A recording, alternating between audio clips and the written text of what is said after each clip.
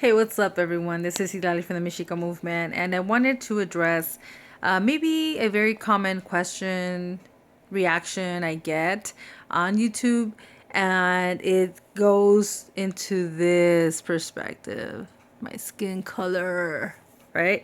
So, anyways, I just wanted to not respond to that personal attack, but mainly just respond to that mindset that brings upon this personal attack, right? And what I wanted to say was notice how we as Indigenous people, we as Nican Tlaca people, when we talk about decolonization and reclaiming our land, right? This whole notion of blood quantumness comes into play. They start the very first thing, they're not calling me a liar, they're not calling me a bullshitter, they're not doubting what I'm saying or the facts that I'm presenting, but it's the fact that I don't fit the stereotypical view of what a full-blood Indigenous person is. And I'm quite aware of that. I know my raped history. I know that. I am a product of that. However, that does not dilute me or my position or my conviction of my commitment to the people of my bloodline that I will represent until my last days. So, and I also wanted to bring out the notion, I guess, to compare how other people, when they speak about justice and decolonization, when it be Italians, Jews, Africans, Chinese, all these other groups, when they talk about any type of injustice in their community, in their nation, being full blood is not an issue. No one talks about it. No one refers to it. It's not even a topic of conversation, right?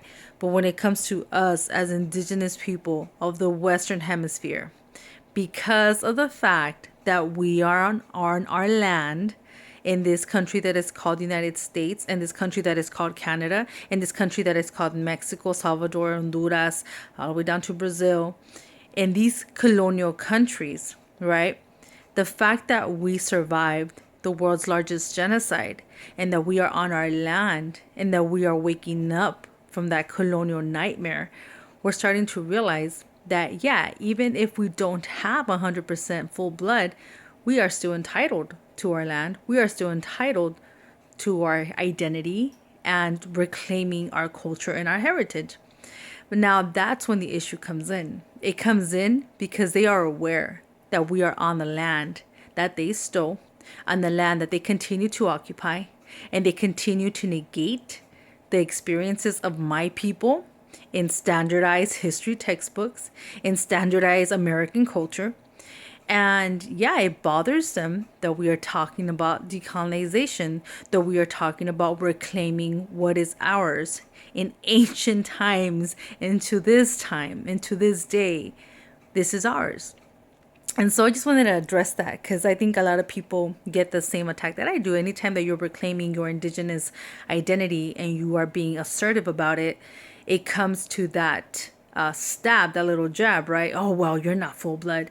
And it's like, oh, I'm sorry. So if I was an African person, a black person, I have to be 100% black to speak about issues of Black Lives Matter, right? Or if I was Chinese, or if I was Japanese, or if I was Jewish, I have to then by you saying that you have to be 100% of something, then that means that any other ethnic group out there must be 100% of who they are in order for you to take them seriously. And we know that's a bunch of bullshit. So for my people out there that get these attacks, be strong and know that this comes from a very conscious understanding of colonialism, because we are on our land and we are reclaiming our land and we are reclaiming ourselves as Indigenous people. We're not reclaiming ourselves as they want us to be reclaimed, as products of colonialism, as half white people, distorted European, Northern Southern European, bunch of bullshit. We are Indigenous people and we are reclaiming who we are on our own land. I'm not going to carry my DNA results here on my forehead. I don't have to. I'm on my continent. I'm an Indigenous person here, and I speak to you from my land.